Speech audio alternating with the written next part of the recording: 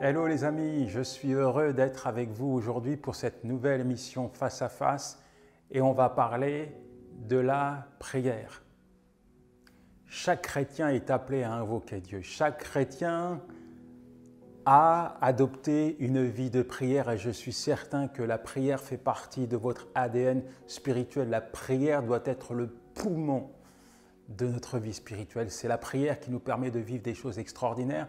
C'est par la prière que nous activons le bras de Dieu. C'est par la prière que nous voyons les cieux s'ouvrir et la provision de Dieu descendre sur nos vies.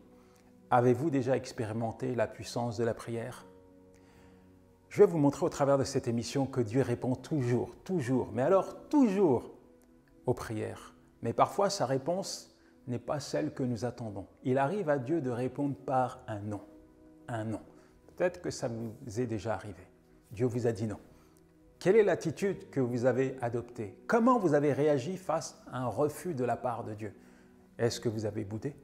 Est-ce que vous avez fermé votre Bible? Est-ce que vous avez déserté l'Église? Ou au contraire, vous avez accepté sa volonté, vous êtes soumis à sa volonté, sachant qu'il avait quelque chose de meilleur à vous proposer?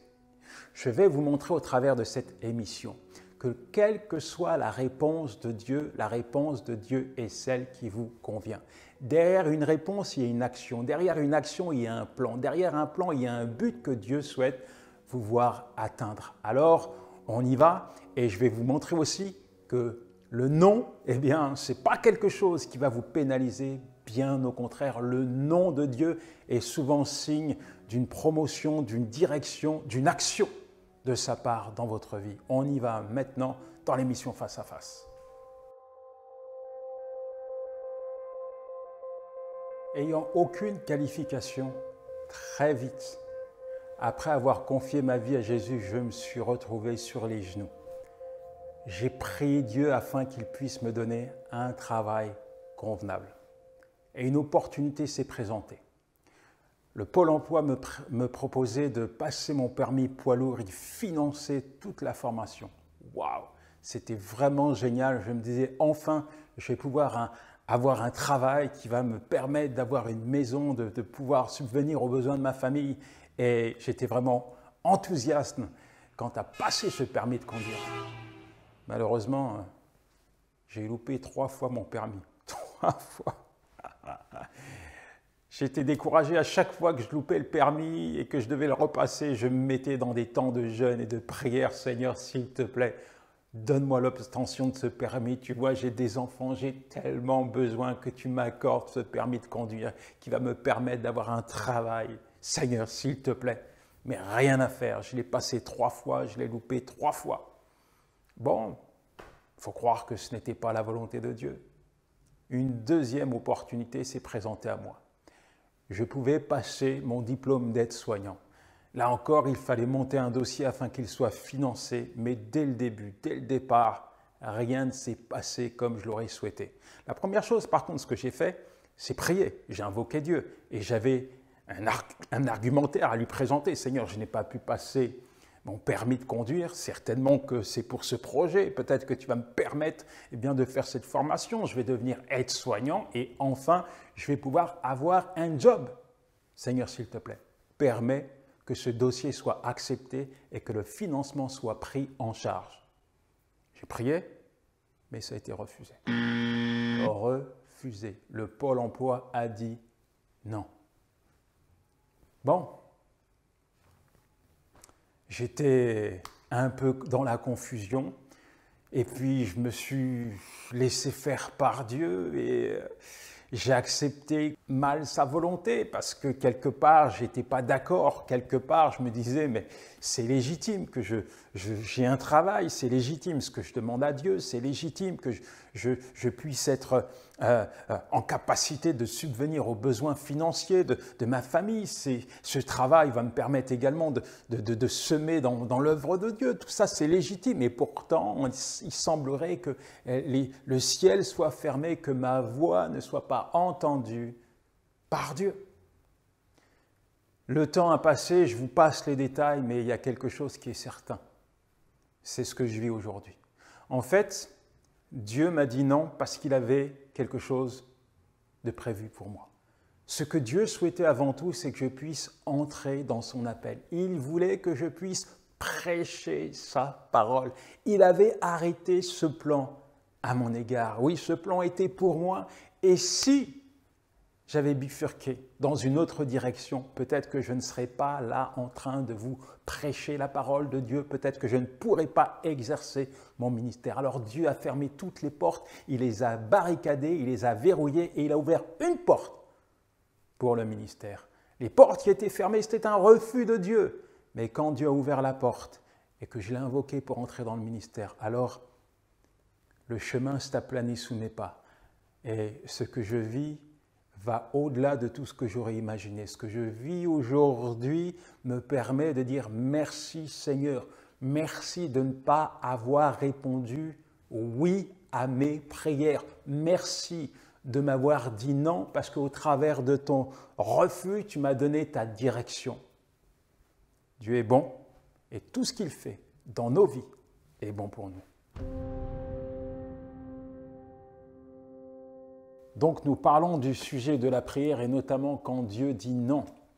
Mais au préalable, j'aimerais vous conduire dans un texte qui se trouve dans le livre de Jérémie, chapitre 33, verset 3, où il est dit « Invoque-moi et je te répondrai.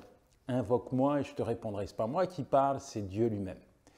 Et Dieu ne dit pas « Je te répondrai peut-être, si je suis de bonne humeur, si j'ai le temps, si je suis disposé. » Il dit « Je te répondrai. » En vérité, il y a plein d'invitations à la prière dans la Bible, plein d'invitations. La Bible regorge d'invitations où Dieu nous demande de le chercher, de frapper à sa porte, de lui demander. Dieu se fait toujours un plaisir de répondre aux prières de ses enfants. Dieu se fera toujours un plaisir de répondre à tes prières quand tu l'invoques. Dieu n'est pas sourd, Dieu entend chacune de tes prières. Maintenant, il ne répond pas à chaque fois comme tu le souhaites, comme tu le veux. Parfois, il répond par le oui, parfois, il répond par le non. Et d'ailleurs, il y a beaucoup d'exemples dans la Bible où Dieu a dit non. Moïse, l'Éternel a déclaré à Moïse qu'il ne va pas rentrer dans la terre promise. Ce n'est pas lui qui va rentrer dans la terre promise. David, qui voulait bâtir le temple de Dieu, Dieu a dit non, c'est ton fils qui va me bâtir ce temple. Et on peut se poser des questions parce que quand Dieu dit non, vient la question du pourquoi. Quand Dieu nous répond non, notre réaction, c'est de dire « mais pourquoi ?» Pourquoi, Seigneur, tu ne réponds pas à mes prières? Pourquoi je te prie pour obtenir un diplôme depuis des années? Il y a plein de personnes qui ont le même diplôme et moi, je galère. Je ne fais que redoubler encore et encore. On dirait que tu ne peux pas me répondre. Est-ce que tu fais du favoritisme? Est-ce que tu n'entends pas mes prières? Pourquoi tu me dis non? On a du mal à accepter les refus de Dieu. On a du mal à se dire que Dieu parfois répond par le non. Et quand il nous dit non, on pense que Dieu fait du favoritisme, que Dieu dit oui à certains et non à nous. Dieu fait du favoritisme. Non, Dieu ne fait pas de favoritisme. Et je vais te montrer dans cette émission que derrière un non, il y a toujours un but. Entends-le. Derrière un non, il y a toujours un but. Et ce que Dieu veut, c'est que tu puisses comprendre à quel point il est bon. Dieu est bon. C'est mon premier point. Dieu est bon. Et même quand Dieu dit non, c'est bon pour toi.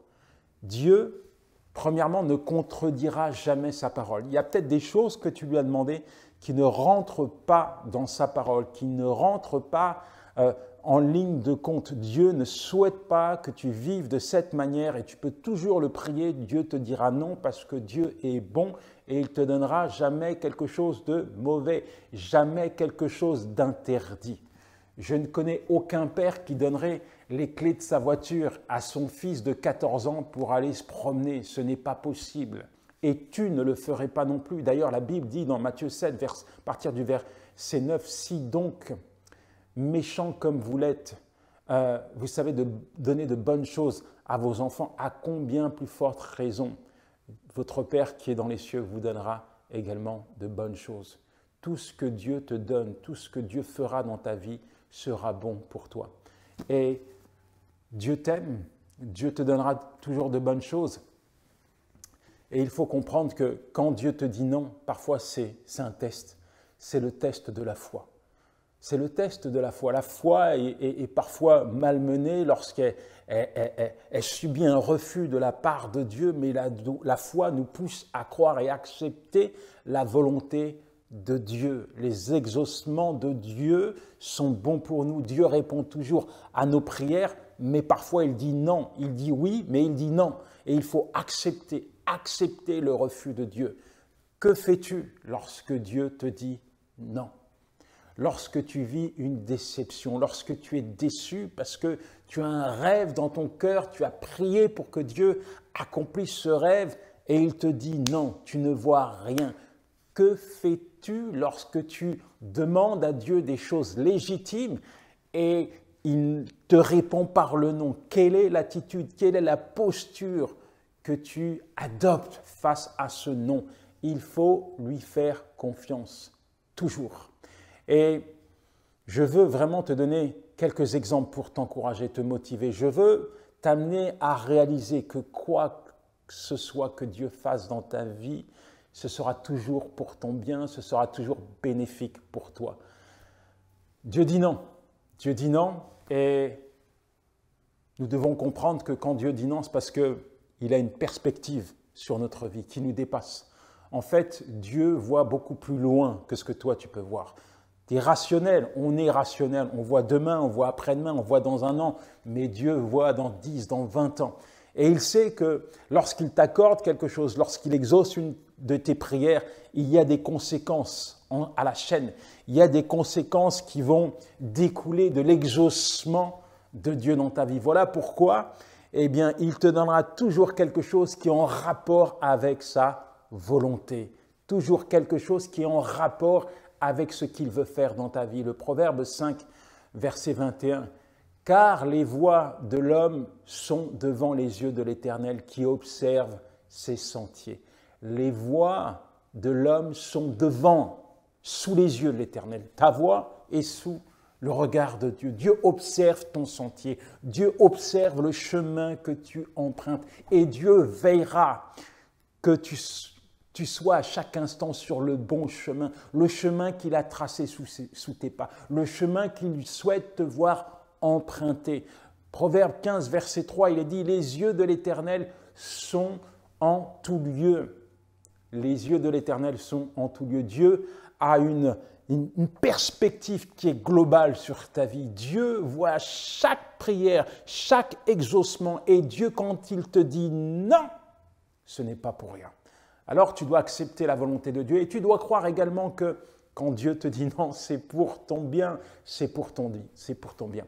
Il y a une réalité. Si tu avais une vision globale sur ta vie, certainement que ta vie de prière changerait. Ta vie de prière ne serait pas la même parce que tu n'aurais pas de problème. Tu demanderais toujours des choses qui sont en rapport avec la volonté de Dieu. Tu demanderais toujours des choses à Dieu qui seront bénéfiques pour toi et c'est parce que tu ne vois pas demain, tu ne sais pas ce qui se passera dans 10 ans. C'est pour ça que parfois tu demandes des choses à Dieu qui ne sont pas en rapport avec le plan de Dieu. Mais si tout ce que tu demandais était lié à la volonté de Dieu, si tu avais une perspective comme celle de Dieu sur ta vie, alors tu demanderais des choses qui sont en rapport avec la perspective de Dieu et ces choses t'éviteront beaucoup, mais alors beaucoup de problèmes. En réalité, tu marcherais sur le chemin de Dieu, tu serais heureux et épanoui et tu ne ferais pas face à une multitude de difficultés. Pour t'éviter des difficultés, pour t'éviter des problèmes, Dieu dit non.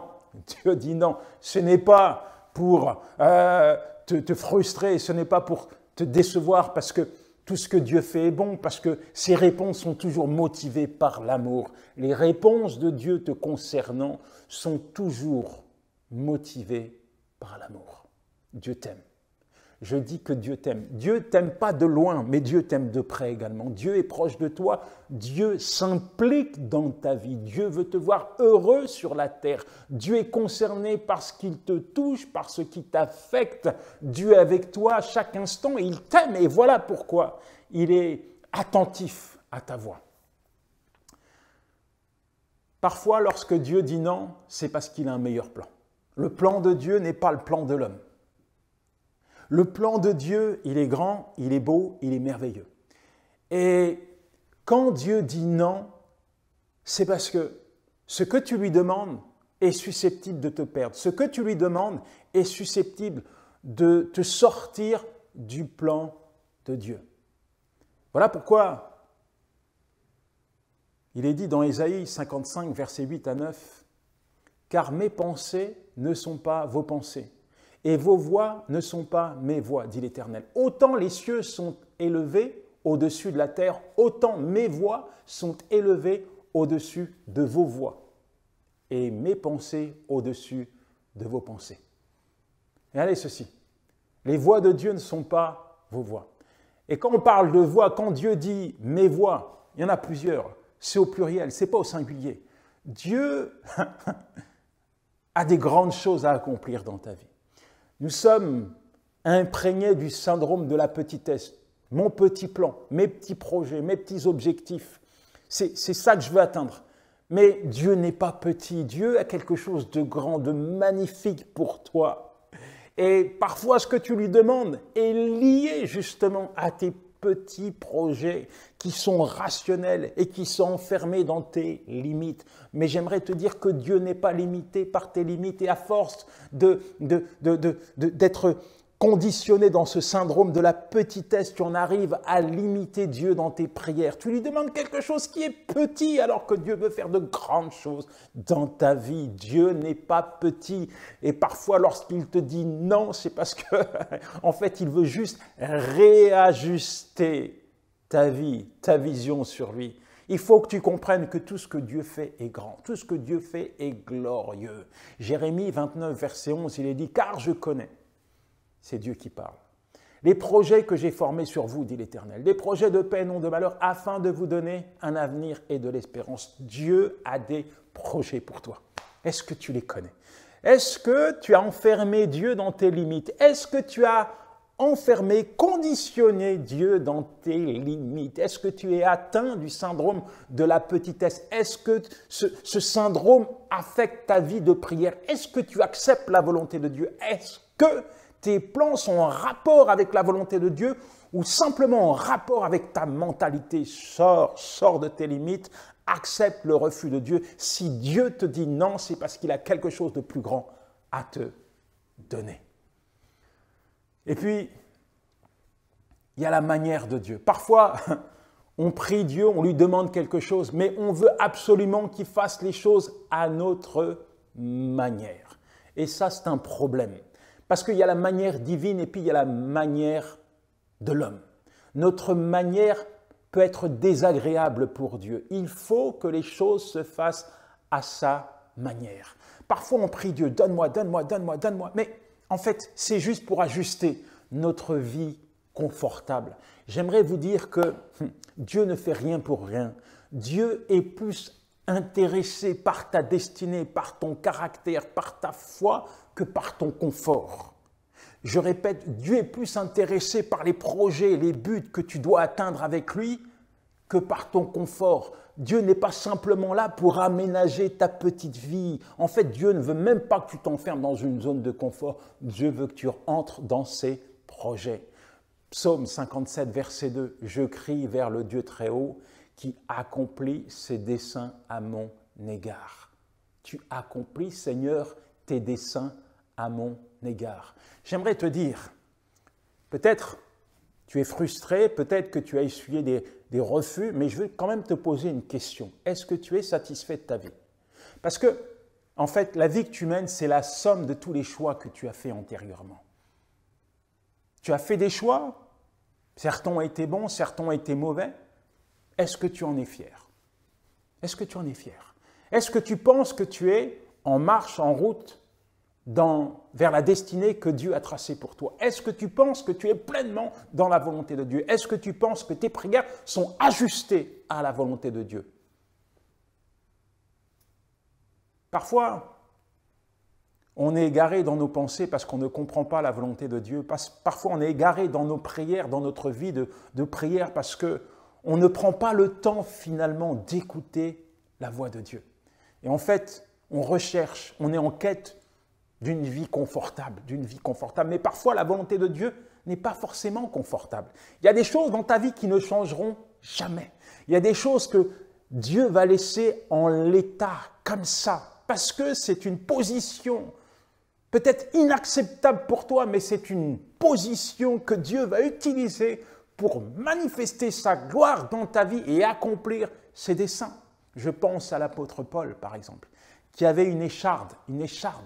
Ça lui faisait mal, ça représentait une faiblesse, c'était désagréable. Il dit 3 fois j'ai prié, mais Dieu n'a pas retiré cette écharde. Il m'a dit ma grâce te suffit, parce que ma puissance s'accomplit dans tes faiblesses. 2 Corinthiens 12, versets 8 à 10. 3 fois j'ai prié, j'ai invoqué Dieu, mais Dieu m'a dit non, mais il m'a dit ma grâce elle te suffit. Alors j'aimerais te dire, il y a peut-être quelque chose que tu n'acceptes pas, parce que humainement parlant, ce n'est pas acceptable. Mais c'est une position dans laquelle Dieu t'a positionné. Peut-être que tu pries pour que Dieu change les choses, mais pour l'instant, il te dit reste comme ça, reste ainsi, parce que c'est dans cette position que ma puissance se manifeste dans ta vie. Alors accepte de voir la puissance de Dieu se manifester au travers de ta vie. Accepte de te soumettre à la volonté de Dieu. Et d'ailleurs, c'est une clé, ça, la soumission. Il faut se soumettre à la volonté de Dieu, il faut accepter la volonté de Dieu pour voir Dieu nous utiliser, pour voir Dieu se manifester dans notre vie. Et parfois, il faut comprendre que quand Dieu dit non, nous devons nous soumettre, nous devons accepter. Ce n'est pas parfois, c'est toujours, c'est tout le temps. Il faut accepter la volonté de Dieu. Comme Jésus-Christ qui va dire « Père, éloigne de moi cette coupe, non pas ma volonté, mais que ta volonté s'accomplisse, que ta volonté se manifeste dans ma vie. » Voilà l'attitude du Fils de Dieu, Jésus-Christ, accepter pleinement la volonté de Dieu. Et tu dois accepter pleinement les refus de Dieu. Les refus de Dieu sont des bénédictions pour toi. Dieu ne refuse rien pour rien. Quand Dieu refuse quelque chose, c'est parce qu'il a meilleur à te donner, quelque chose de bon, quelque chose que tu ne peux même pas soupçonner. Accepte d'entrer dans le plan de Dieu, accepte de te soumettre à la volonté de Dieu et fais-lui confiance. C'est tellement important. Job a dit dans le chapitre 13, verset 15, « Même s'il me tue, j'espérerai en lui, je lui ferai confiance. » Même s'il me tue, il gardera ma confiance. Fais confiance à Dieu. Fais confiance à Dieu, quoi que ce soit que tu vives. Quelles que soient les réponses de Dieu à tes prières, fais-lui confiance, accepte le refus de Dieu, accepte que Dieu te dise non et ne boude pas lorsqu'il te dit non, mais réjouis-toi lorsqu'il te dit non, parce que en fait, le non c'est une réponse. Le non, c'est une réponse. Dieu ne t'ignore pas. Quand tu le pries, il te répond. Il te répond par le non, c'est pas par l'ignorance. Non, c'est pas par le mépris. Quand il te dit non, c'est parce qu'il a quelque chose de bon et de bénéfique pour toi. Alors accepte de lui faire confiance parce qu'il va te conduire sur des chemins que tu ne peux même pas envisager, personne n'aurait pu tracer pour toi. Dieu est bon, Dieu est grand, Dieu est magnifique. Et partout dans ta vie, il y a les empreintes de Dieu. Partout dans ta vie, eh bien, tu peux te dire que Dieu a été là. Fais de l'Éternel tes délices et il te donnera ce que ton cœur désire. Psaume 37, verset 4. Fais de l'Éternel tes délices et il te donnera ce que ton cœur désire. Ce que ton cœur désire doit être en rapport avec la volonté de Dieu. Et lorsque tu fais de Dieu tes délices, lorsque tu fais de Dieu le centre de ta vie, alors tu vis pour lui et tu lui dis « Père, je te prie de manifester ta volonté dans ma vie. Si cette chose que je te demande n'est pas bonne pour moi, ne me la donne pas. Ne me la donne pas. Je ne veux pas par ma chair ou par mes propres forces m'emparer d'une pseudo-bénédiction, mais je préfère plutôt me soumettre à ta volonté parce que tu es mon Dieu, tu es mon roi et c'est en toi que je me confie.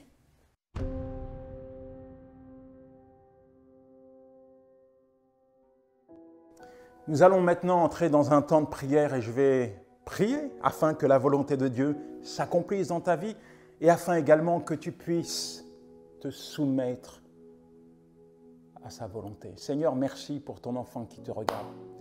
Quel que soit, Seigneur, ce qu'il t'a demandé, je te demande de lui répondre. Que ta réponse soit une bénédiction pour lui. Que ta réponse soit acceptée par ton enfant. Seigneur, donne-lui d'être dans une attitude d'obéissance et de ne pas être un chrétien boudeur. Non, donne-lui, Seigneur, de se soumettre, de se réjouir, de te voir à l'œuvre dans sa vie. Donne-lui d'accepter, Seigneur, tes réponses. Je crois, Seigneur, que tu as des grands plans, des grands projets pour tes enfants. Je crois que rien n'est fait par hasard, que tu conduis toutes choses et que toutes choses concourent au bien de ceux qui t'aiment.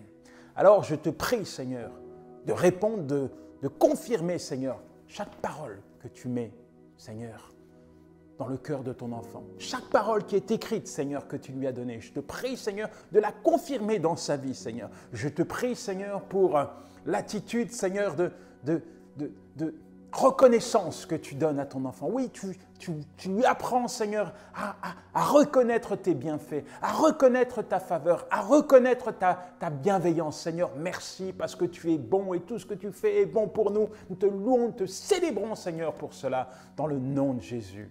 Amen, amen et amen. Voilà mon ami, ce que je voulais te faire comprendre au travers de ce message, c'est la puissance et l'impact de chaque prière que tu adresses à Dieu. Et puis je voulais aussi t'amener à réaliser et à accepter ces refus. Parce que derrière un non, il y a une bénédiction. Derrière un non, il y a l'action de Dieu. Derrière un non, il y a le plan de Dieu qui s'accomplit dans ta vie. Alors fais-lui confiance et soumets-toi à sa volonté. Allez, ciao!